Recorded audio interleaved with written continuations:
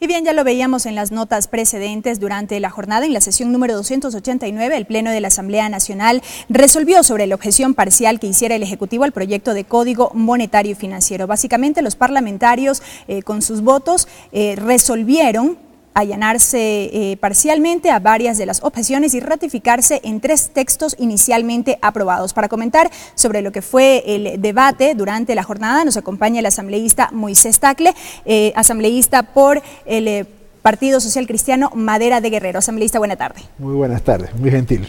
Gracias por su presencia, asambleísta. Comentar las incidencias de lo que fue el debate. Varios fueron los planteamientos que usted cuestionó durante su intervención. Empecemos, por ejemplo, con el tema del dinero electrónico. A ver, empecemos por la parte positiva. Yo creo que este proyecto que ahora es ley tiene algunas cosas positivas que es necesario resaltarla. En primer lugar, pues que compendia en un solo documento una serie de regulaciones que estaban dispersas en muchas partes, en muchas leyes, y esto hace que sea más fácil el manejo monetario y financiero de toda la economía nacional al tener una sola ley. Segundo, el Ejecutivo tuvo alguna sensibilidad al recoger algunas observaciones que hicieron fundamentalmente los banqueros. Y eso está bien, ¿no? Porque en este tema todos los actores debemos ser oídos, ¿no es cierto? Lo que no hizo el Ejecutivo es recoger las preocupaciones de quienes, a mi juicio, son los más importantes actores del tema monetario y financiero, que son los ciudadanos. ¿Por qué? ¿En qué sentido no se recogieron? Porque, mire, los ciudadanos, equivocadamente o no, tienen algunos temores con respecto a ciertas disposiciones que están contenidas en este ahora ley de la República. ¿Cómo cuáles? Por ejemplo, las que tienen que ver con la emisión del denominado dinero electrónico.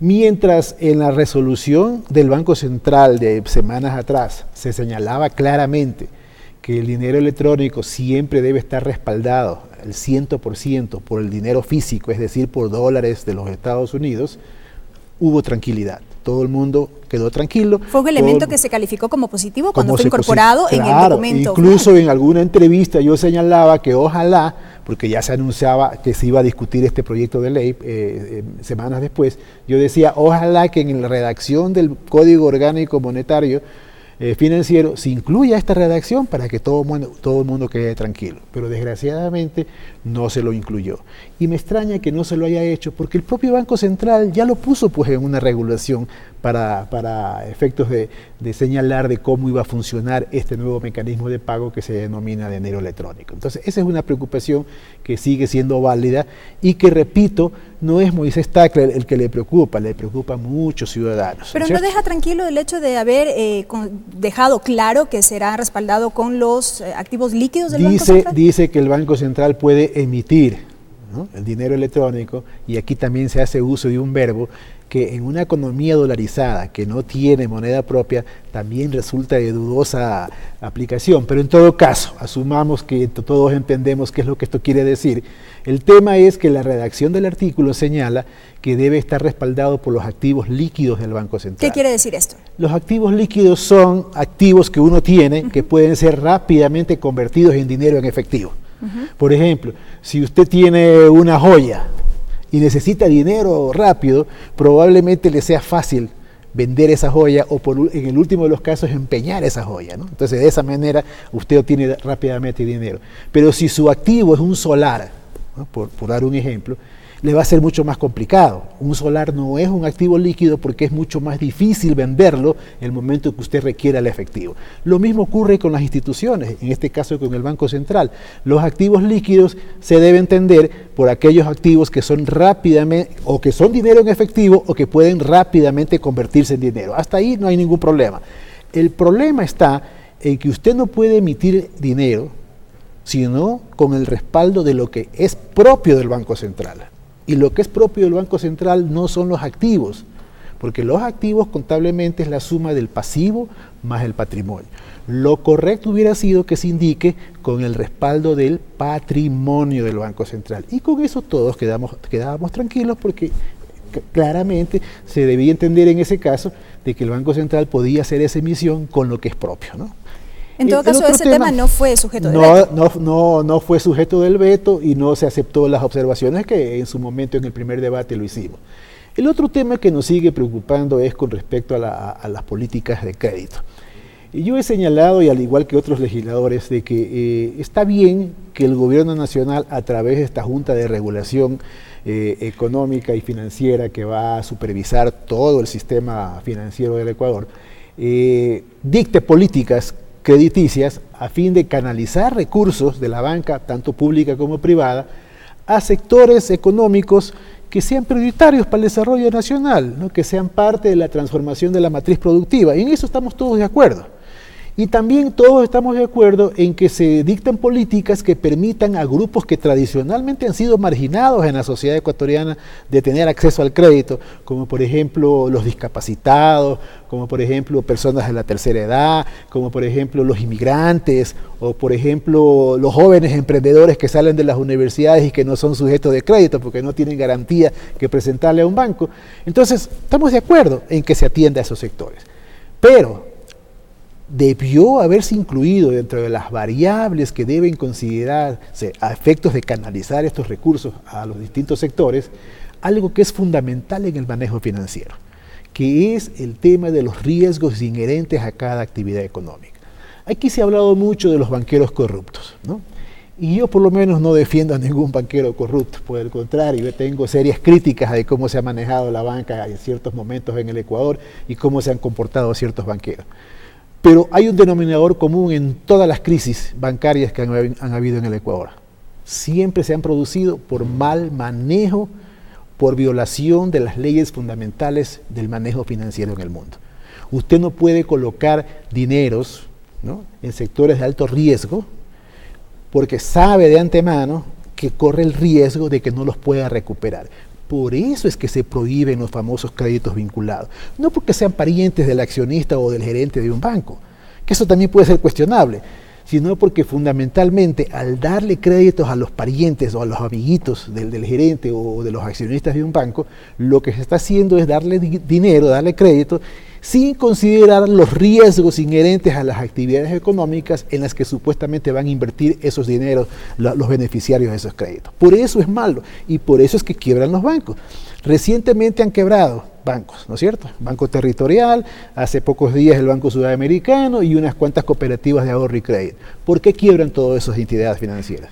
Porque han habido malos manejos, se ha concentrado crédito en pocas personas y se ha concentrado crédito sin hacer un análisis detallado del riesgo que lleva cada operación crediticia. Entonces yo lo que pedía es que en la redacción, en cuanto a las atribuciones que debía tener la Junta de Regulación y Control para efectos de dictar políticas crediticias, se incluya dentro del conjunto de variables que se deben tomar cuenta como plazos, tasas de interés, sector de la economía, también el riesgo inherente a cada sector.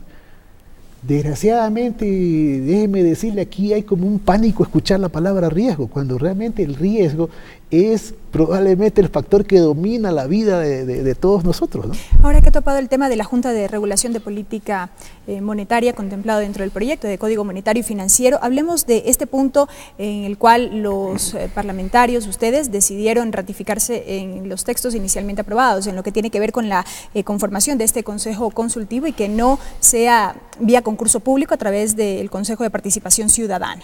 Yo creo que eso es un avance importante porque tratándose de un tema tan delicado y sobre todo tan técnico, ¿no?, como es la supervisión o el asesoramiento a esta Junta de Regulación sobre los temas que va a tener a su cargo esta Junta, era importante la integración de actores de los distintos sectores que van a estar regulados por el nuevo código, ¿no? Entonces, ahí deben estar representados obviamente las entidades financieras, deben estar representados los ciudadanos, y yo diría los ciudadanos con más fuerza, porque en definitiva el dinero que se va a manejar en el sistema financiero no es de los banqueros, sino de los ciudadanos, que confiamos y depositamos nuestro dinero en una cuenta corriente o en una cuenta de ahorros, y también debe estar representado, pues obviamente, el sector gubernamental, ¿no?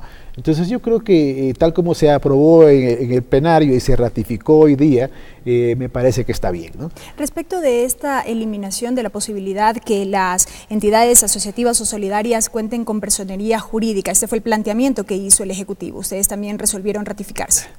A ver, ese es un tema que a mi juicio no es el tema de fondo, ¿no? Con respecto a ese tipo de entidades. Yo también estoy de acuerdo en que en el Ecuador se debe fomentar la economía solidaria y se debe incentivar la formación de estas entidades que canalicen recursos al nivel de lo que podríamos llamar iniciativas de economía solidaria y popular.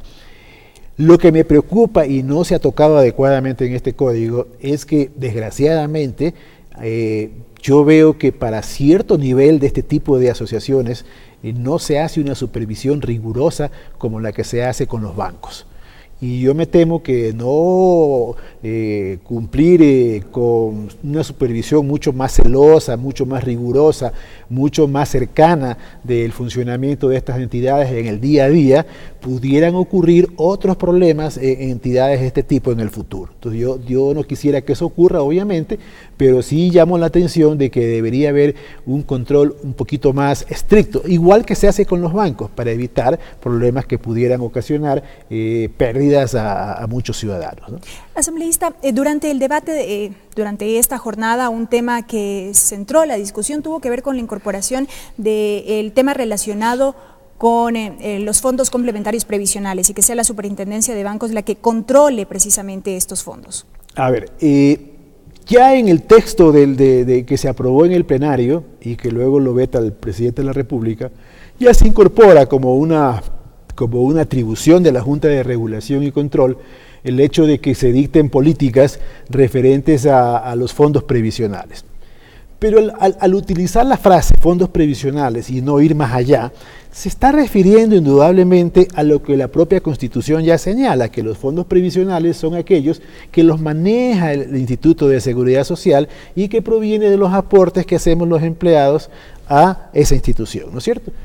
No se refiere para nada a esto que está en la discusión pública en estos días y que se denominan fondos previsionales complementarios cerrados de jubilación, ¿no? No tiene nada que ver lo uno con lo otro, y entonces, como no se ha aclarado adecuadamente que estamos hablando de dos temas, a pesar de que ambos son fondos previsionales, en el fondo, se confunde la aplicación del concepto constitucional. Pero más allá de eso, yo señalaba esta mañana en mi intervención de que ya estos fondos previsionales complementarios privados cerrados ya están supervisados y controlados por la Superintendencia de Bancos desde hace algún tiempo atrás.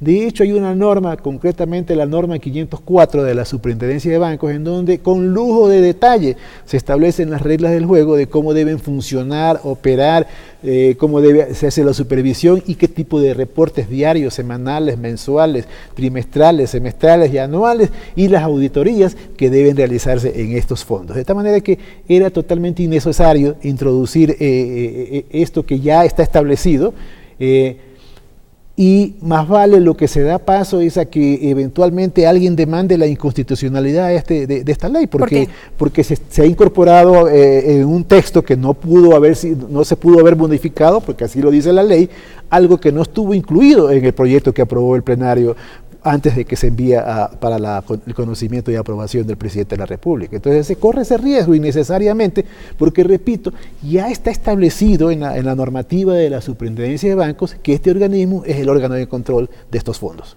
Gracias, la presencia del asambleísta Moisés Tagle, que nos ha acompañado en este espacio de entrevistas, haciendo un análisis de los temas que centraron la discusión durante el debate y la aprobación de la objeción parcial del Ejecutivo al Código Orgánico Monetario y Financiero. Tiempo de una pausa, regresamos.